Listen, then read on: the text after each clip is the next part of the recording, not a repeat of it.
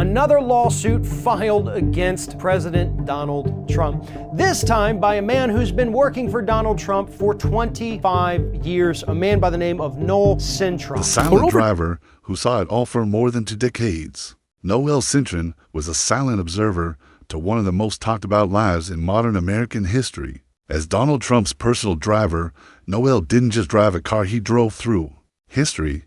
He was there before the White House, before The Apprentice turned Trump into a household name, and before the business empire morphed into a political force. Noel was always just out of view, holding doors, waiting by the curb, hearing every phone call, and watching every handshake from the front seat.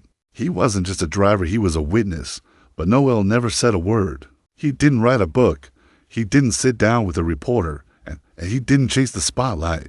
Until now, at age 66, something changed.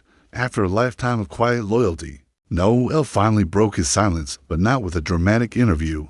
Instead, he filed a lawsuit, a formal document full of legal language. But underneath it all was one clear message: betrayal. Why he spoke up after so long, people often wonder what it takes for someone so loyal to finally speak up. For Noel, the reason wasn't fame or revenge, it was fairness. His lawsuit wasn't flashy. It didn't go after Donald Trump the person. It targeted the Trump Organization, the powerful business structure that ran the show behind the scenes. Noel claimed he worked thousands of extra hours without proper pay. He talked about broken promises, unfair treatment, and health insurance being reduced even after years of hard service. The case wasn't about politics. It was about being treated like he didn't matter. According to court papers, he had given everything: his time, his health, his silence. But when it came time to give back, the Trump Organization allegedly gave him nothing. Too many who read the case. It felt less like a paycheck problem and more like a personal betrayal. The driver who once opened Trump's car door now opened the door to a bigger story. The numbers tell the story. Lawsuits can often feel like they're buried in paperwork. But Noel's case has some very clear facts. He claimed he was owed for about 3,300 hours of unpaid overtime. That's not just a small mistake. It's nearly 2 full years of extra work if you add it all up. The value, over $178. Zero just in overtime. Add impossible penalties, interest, and lawyer fees, and the total reached about $350,000. That's a huge amount for a man who spent years working long days, starting every morning at 7 a.m. and ending only when Trump and his family no longer needed him. Even though he worked more than 50 hours a week, he was given a flat salary. According to labor laws, that's not allowed for most workers unless they're properly classified as exempt. Noel argued that he wasn't exempt. He was a regular employee doing regular work, just with an extraordinary boss, and for that, he should have been paid what the law promised. Was it just about money? Some people might ask. Was Noel really just angry about a paycheck?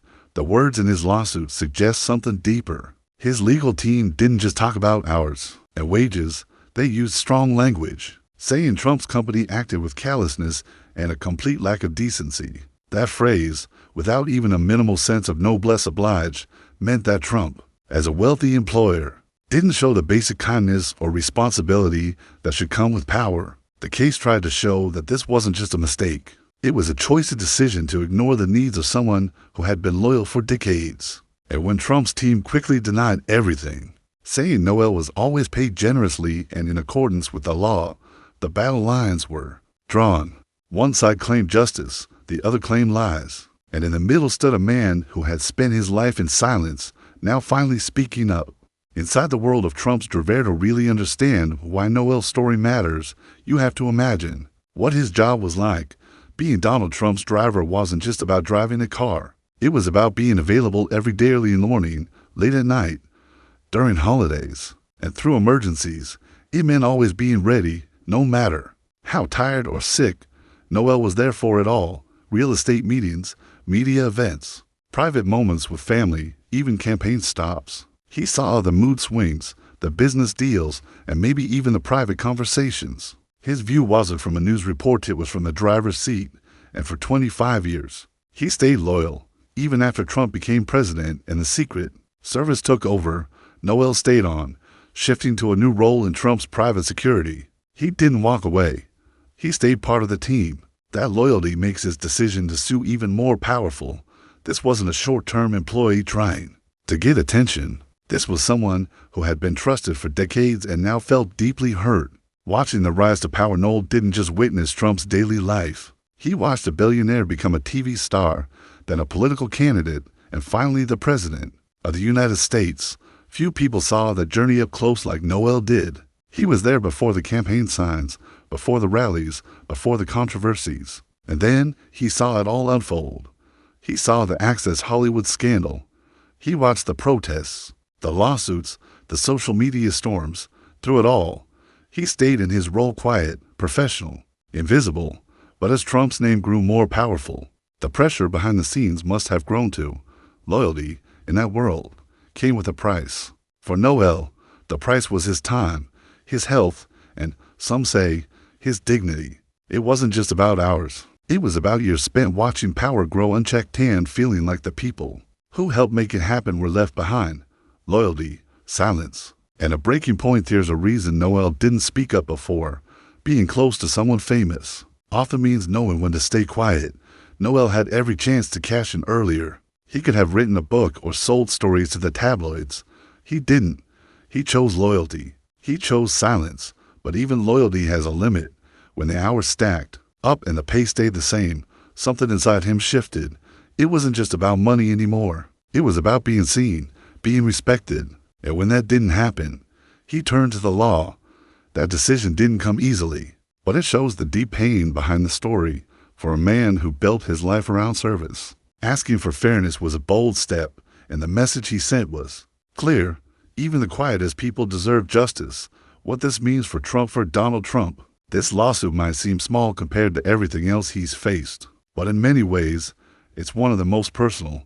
This wasn't a political opponent or a journalist. This was someone from inside the circle. Someone who had been with him longer than many business partners, political allies, or media supporters. That makes the claims feel different, more intimate, more real. And if even someone like Noel, quiet, loyal, and long-serving, felt pushed to the edge, it raises questions about how Trump treats the people around him. Is this just one case? Or is it a sign of something bigger? The lawsuit doesn't answer that, but it opens a door, and once opened, it's hard to close again. The future of the case and the conversation as of now, Noel's lawsuit has not been fully resolved. The Trump organization denied the claims and said it would fight them in court. That process could take months or even years, but the damage may already be done.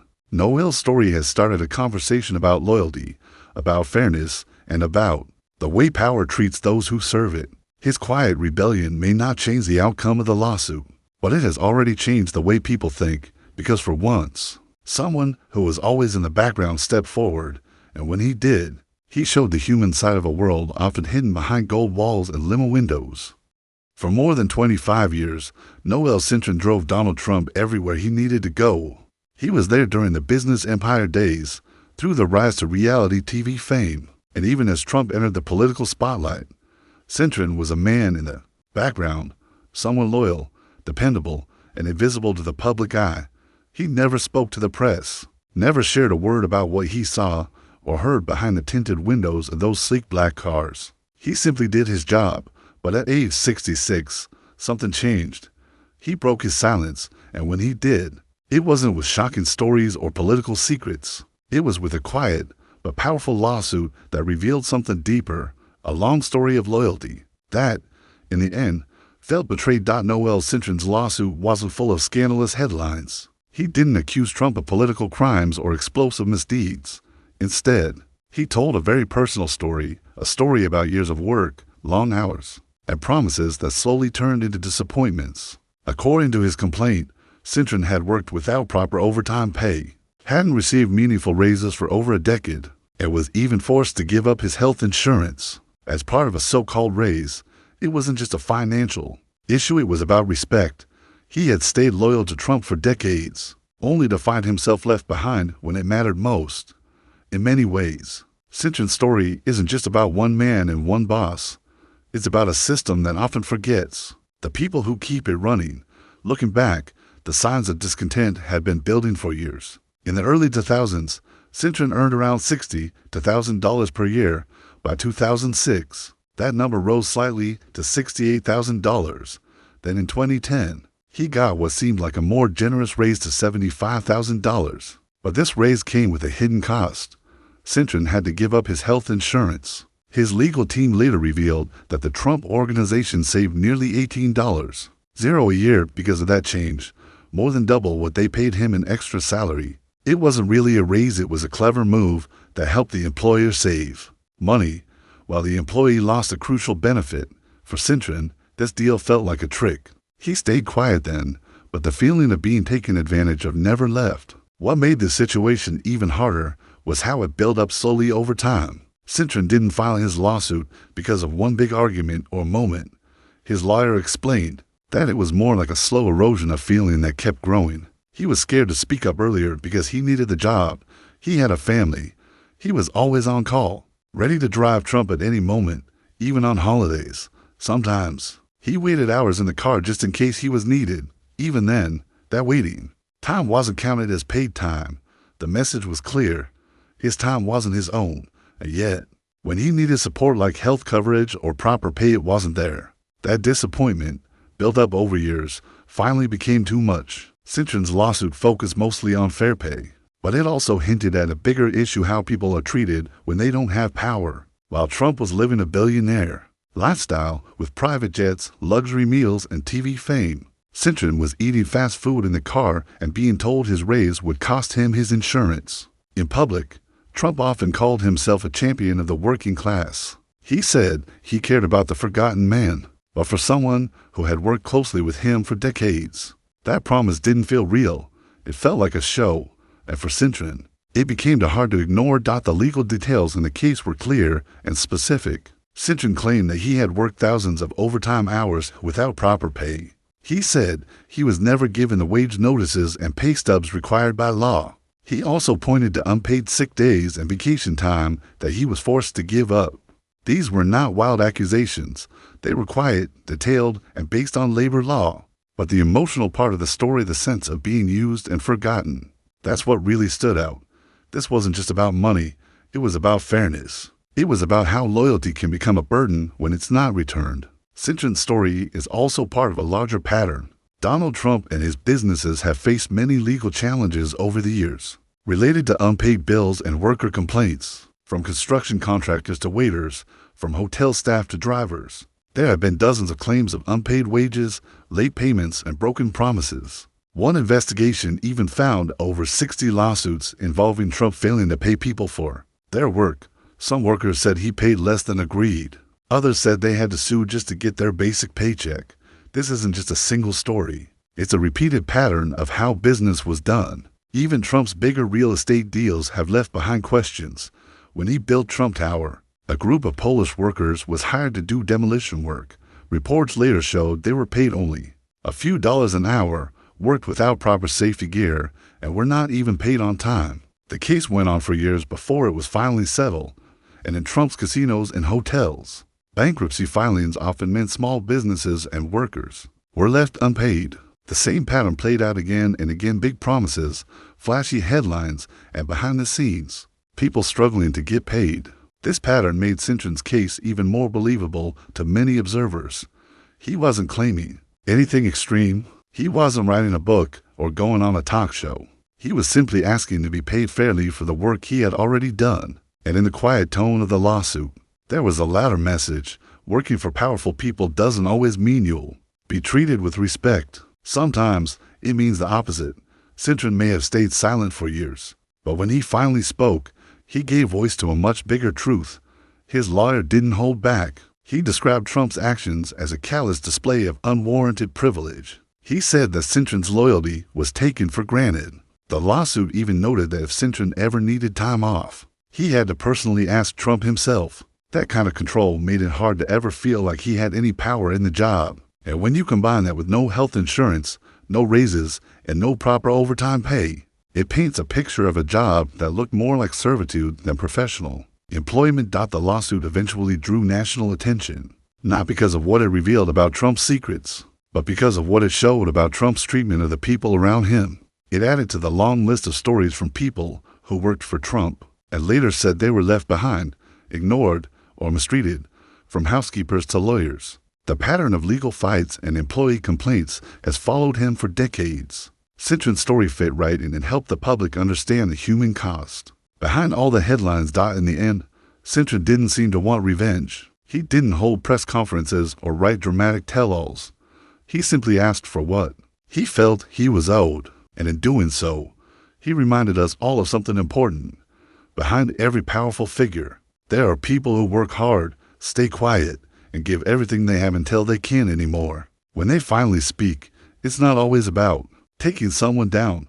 Sometimes, it's just about standing up for yourself. At 66 years old, Noel Cintron's decision to speak wasn't driven by hate or fame. It was driven by years of feeling overlooked, and in today's world, where so many people work hard and feel invisible, his voice mattered. He didn't need a microphone or a camera. He just needed the truth, and now, his story is out there, not loud, but powerful all the same. At 66, former personal driver breaks silence on Donald Trump for 25 years. Noel Cintron served as the personal driver for Donald Trump. He was not just a man behind the wheel, but a quiet observer of one of the most powerful families in the world. Day after day, he was there before the cameras rolled and after the doors closed. He stayed silent through the rise of the Trump empire, through the gold towers, campaign trails, and media storms. But at age 66, something changed. Noel Cintron decided to speak up, not through a tell-all book or television interview, but by filing a lawsuit. In that lawsuit, he claimed he had been overworked and underpaid. He described long hours, up to 55 per week, without proper overtime. He claimed that in 2010, the only raise he received came at the cost of giving up his health insurance. For someone who had been so loyal, the lack of fairness was too much to bear. Cintron's lawsuit made headlines, not just because of who it targeted, but because of what it revealed. It showed that even those closest to power could feel invisible. His case was filed publicly in 2018, with details that shocked many. But not long after the lawsuit became public, the Trump Organization made a strategic legal move. They asked for the case to be moved from federal court into private arbitration. The reason? They said Cintron had signed a document requiring any legal dispute to be handled privately, not publicly. That document was reportedly signed just weeks before the lawsuit was filed. For many observers, the timing raised questions. Was it a legal formality, or an effort to silence the story before it gained more attention? The shift from public court to private arbitration had major consequences. Court hearings are public. Journalists can attend. Records are kept. But arbitration is private. No cameras, no public records, no reporters. It's a process that keeps everything behind closed doors. For Cintron, it meant his story would no longer be part of the public conversation. The evidence, the arguments, and the final outcome were now confidential. Whatever happened next, the public would never know. And that's the point. Arbitration, while legal and common, is often used by big companies to protect their image and avoid scrutiny. It's faster, cheaper, and quieter. But it also means that even if someone like Cintron wins, his victory can't be used as an example for others. By moving the case into arbitration, the Trump Organization achieved something important. They kept the details out of the news. No dramatic courtroom scenes, no daily media coverage, just silence. And in that silence, questions began to grow. Why was a man who had served faithfully for decades being pushed into the shadows? Why weren't the details of his case being shared? For supporters of worker rights, this was a clear example of power protecting itself. A quiet message was sent. Loyalty does not always lead to fairness, and even those who serve faithfully can be left behind. Public reaction to Cintron's case was mixed, but many sympathized with his position. Workers from all walks of life shared their own stories online. They spoke of long hours, missed overtime, and the fear of speaking out. For many, Cintron represented something larger. He was the quiet worker, the person behind the scenes, the kind of employee who keeps the machine running while others take the spotlight. His story became a symbol of what happens when loyalty meets silence. And though his case faded from the headlines, the feeling of injustice remained strong among those who followed it. The story became even more relevant as Donald Trump's legal troubles continued to grow.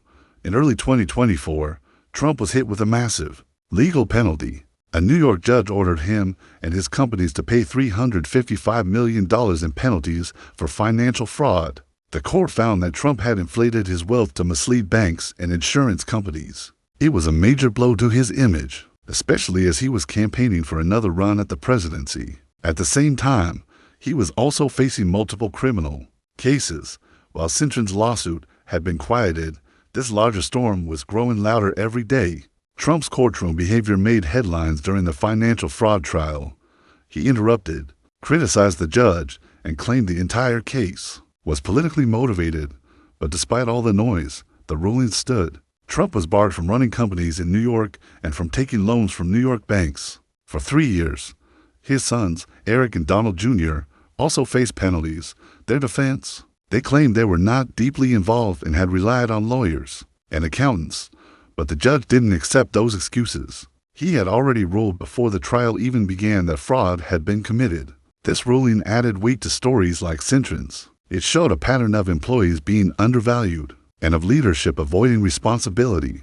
The Trump Organization's legal strategies, including the use of arbitration clauses and non-disclosure agreements, became a focus of public concern. Critics argued that these tools were not just legal strategies, but ways to silence workers. And while Cintron's outcome was still unknown, his lawsuit had already made an impact. It raised questions that were now part of a much larger conversation. BuzzFeed News and CBS reported that many Trump Organization employees were required to sign agreements that took away their right to sue publicly. These contracts forced workers into arbitration and often included gag orders. Employees couldn't speak out without risking their jobs. That's the world. Cintron came from a place where loyalty was expected, but fairness wasn't guaranteed. His decision to file a lawsuit was a brave one, even if it was later quieted by legal maneuvers. And in the end, his story was not forgotten. It became part of a growing movement demanding transparency and fairness for workers everywhere. So, what happens when someone like Noel Cintron finally speaks up, only to be pushed back into silence? That's the question many are still asking. His story may not have ended with a dramatic courtroom win or a public apology, but it started something. It opened eyes. It made people listen. And as Trump continues to face legal battles and public scrutiny, stories like Cintron serve as a reminder. Real change often starts with a quiet voice, even if it's hidden behind the wheel.